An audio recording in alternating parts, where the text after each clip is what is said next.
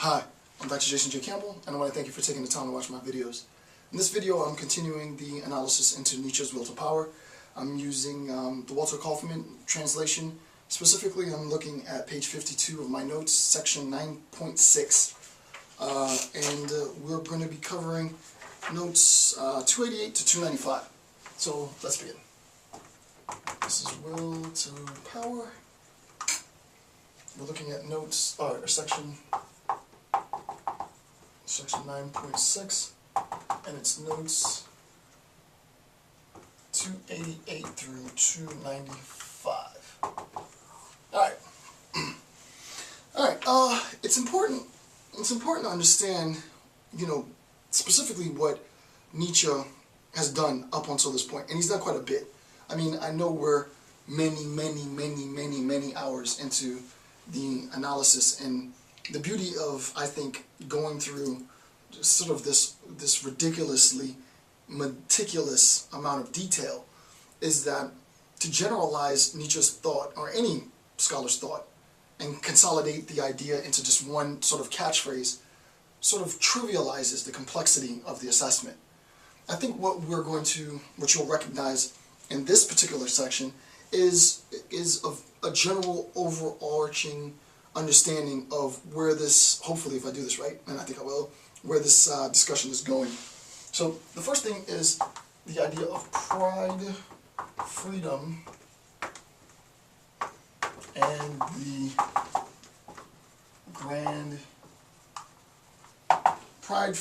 the grand economy. And here's a quote from the text, right? This comes from note 288 directly, and here's what it says. Quote, "Morality as an attempt to establish human pride. The theory of free will is anti-religious," right? The freedom of free will is anti-religious. It seeks to create the right for man to think for himself as a cause. I want to stop there, all right? Because I said just a couple minutes ago, if there is a sense in which you can, and I think it's a gross thing to do, but if there is a sense in which you can generalize a lot of what's being done here, and not just sort of evoking traditionally the concept of nihilism just for the sake of evoking it, I think this is one of many, but I think this passage is absolutely critical, right? This is from 288. I want to read this again, and just to think about how profound this is. The theory of free will is anti-religious, right? Nietzsche says that free will, the idea of free will, is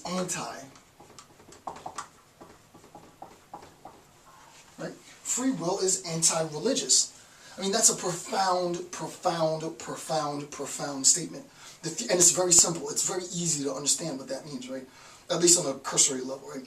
The theory of free will, note 288, is anti-religious. It, right, seeks to create the right for a man to think for himself, right?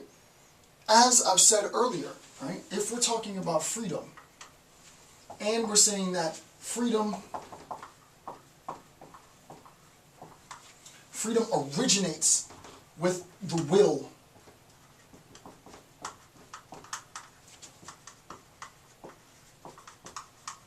if we say that freedom originates in the will of the moral agent, right? And let me just write down, freedom originates, O-R, originates in the, right? Freedom originates in the will of the moral agent. It is within the will of the moral agent that freedom originates, right? Nietzsche is saying that this is in opposition to religion. Right? This is an opposition to religion. The theory of free will is anti-religious. It freedom seeks to create the right for man to think for himself of his exalted state and actions. It is a form of the growing feelings of pride. Right? So obviously then, there needs to be a sense in which this pride is pacified. This pride is suppressed. This pride is relegated, is defeated. Right?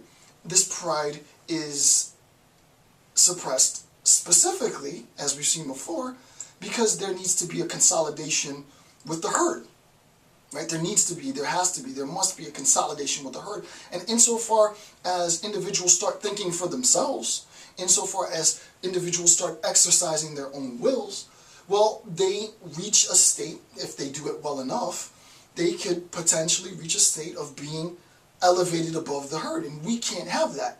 Freedom then, according to Nietzsche, and free will, its exercise, becomes anti-religious. Because religion is, for Nietzsche, as we've seen, an institution of self-referential dogmatic appeal. And if I say do X, you need to do X, right? My prescriptive mandates are to be followed absolutely, right? So Nietzsche feels that free will becomes anti-religious, right? And for me, to say that, and this is not my phrase, people say Nietzsche defeated God, right?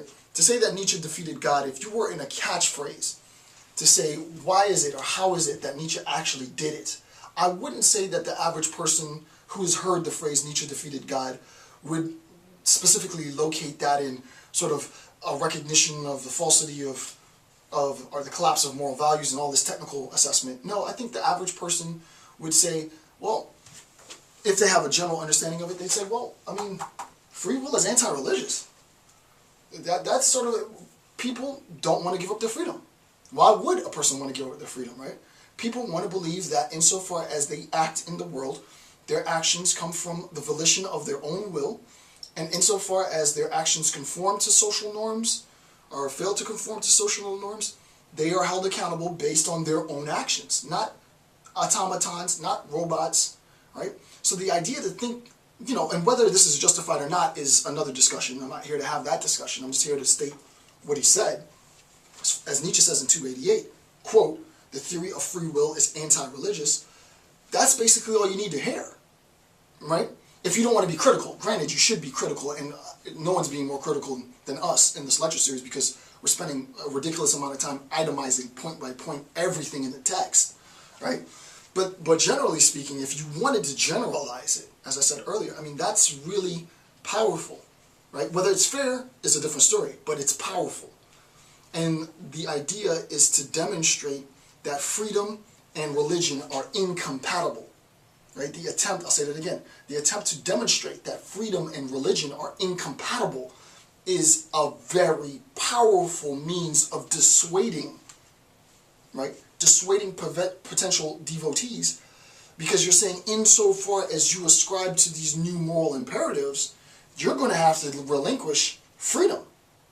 And most people don't want to do that, right? Once they recognize that that's what's at stake, if it's the case that that's what's at stake, to be fair to both sides, if they recognize that that's what's at stake, I'm going to be less likely to enter an institution where I am, by default, going to have to give up my freedom, right? So if there is a nail in the coffin, this is a huge generalization, and I don't generalize in my lectures, but for those of you who just want to be able to point to a note real quick and say, that's where Nietzsche really put the nail in the coffin, I would say it's that citation in note 288. I mean, it needs a lot of qualification, and we'll get to that eventually, but right now, that's a huge blow, right? It might not be fair, granted, but it's a huge blow, right? The theory of free will is anti-religious. Wow. Wow. We've heard about anti-biological, not as enticing. We've heard of the collapse of the highest moral values, a little too academic. Freedom is anti-religious. Huge, huge claim, right? Now, let me give you an example of sort of this attempt, the opposite attempt, to try and expound and demonstrate the fact that pride as the consequence, right? This is important, and I feel like I'm going fast, but pride, but you guys should be on par with me now because we've been doing this for 40 hours maybe. Pride as a consequence of my free volition, my free will, the exercise of my volition freely. Pride is something I should take and comfort. It's something that I should cultivate, pride. This is obviously anti-religious.